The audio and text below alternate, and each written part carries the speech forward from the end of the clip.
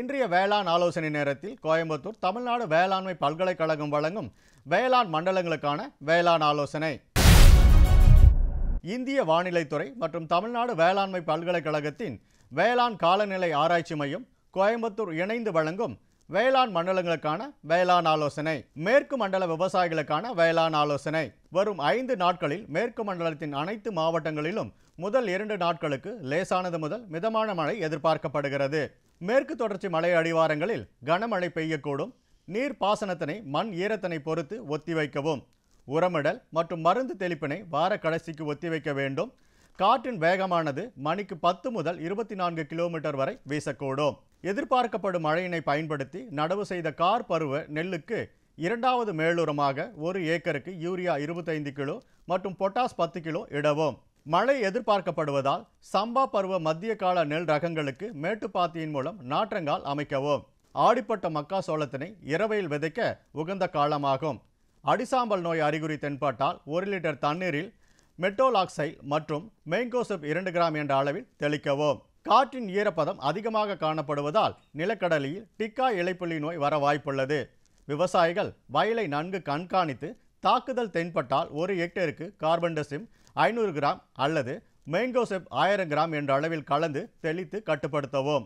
கரும்பில் குருத்து மாவு பூச்சியையும் Poco Boeing நோயை கட்டுப்படுத்த 1 லிட்டர் தண்ணீரில் இமிடாக்ளோபிரிட் 17.8 SL 0.3 மில்லி லிட்டர் மற்றும் புரோபிகோனோசோல் 25 SC 1 ml தெளிக்கவும்.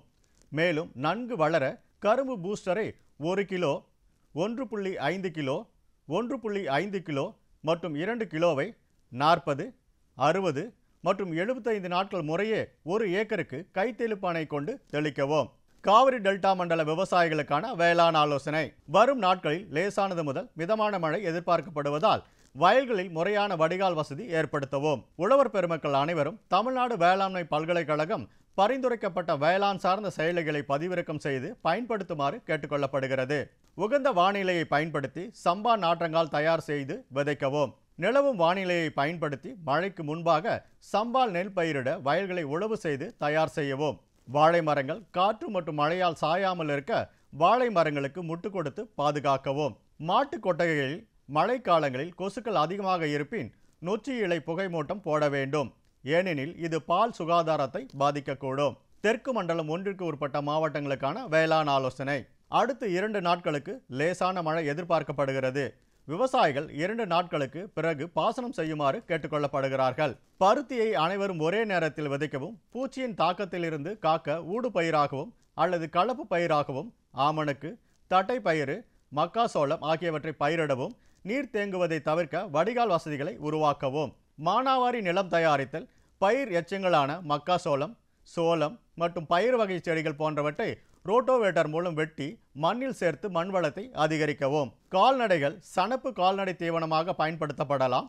தோட்டக்கலை பயிர்கள் ஈரப்பதத்தை பராமரிக்கவும் மண்ணின் ஊட்டச்சத்தை மேம்படுத்தவும் படுகைக்குள் வளர்க்கலாம். தெற்கு மண்டலம் 2ற்கு உட்பட்ட மாவட்டங்களுக்கான வேளாண் ஆலோசனை. தற்போது நிலவும் பருவநிலையில் கத்திரியில் இலைப்புள்ளி நோய் தாக்குதல் தென்படுகிறது.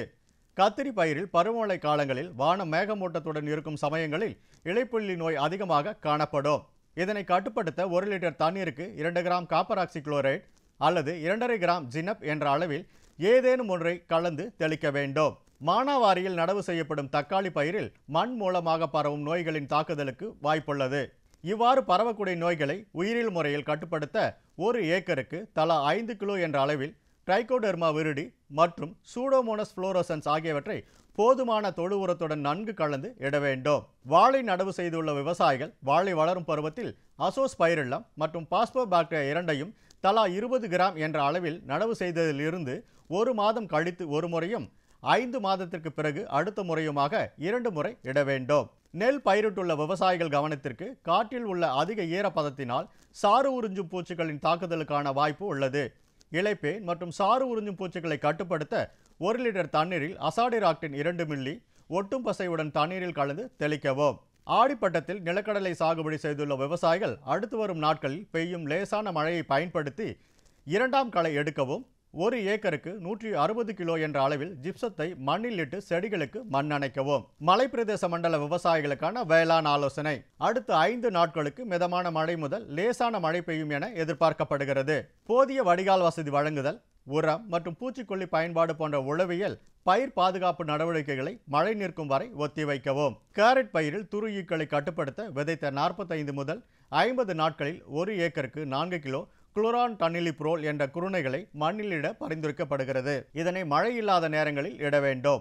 வடமேற்கு மண்டல விவசாயிகளுக்கான வேளாண் ஆலோசனை. நெல் நடவு செய்ய உள்ள விவசாயிகள் தூர் நன்கு கிளைத்து நல்ல மகசூல் பெற ஏக்கருக்கு 5 கிலோ துத்தநாகத்தை கரைக்கும் பாக்டீரியாவுடன் 10 கிலோ துத்தநாக சல்பேட் உரத்தையும் அடியுரமாக இட வேண்டும். மேலும் துத்தநாக சல்பேட் உரம் மற்றும் பாக்டீரியாவை ஒன்றாக இணைத்து இடக்கூடாது.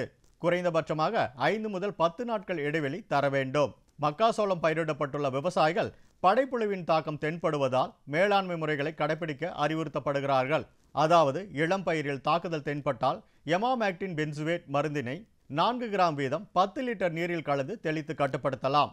மஞ்சள் நடவு செய்துள்ள விவசாயிகள் வரும் நாட்களில் பெய்யும் மழையினை பயன்படுத்தி ஒரு ஏக்கருக்கு 200 கிலோ நன்கு மகிய தொழு உரத்துடன் தலா 5 கிலோ அசோஸ்பைரில்லம், பாஸ்போபாக்டீரியா மற்றும் டைகோடெர்மா விரிடி கலந்து தூரில் இடுவதால் கிழங்கு அழுகல் நோய் தாக்குதல் குறைந்து பயிர் வளர்ச்சி மேம்படும்.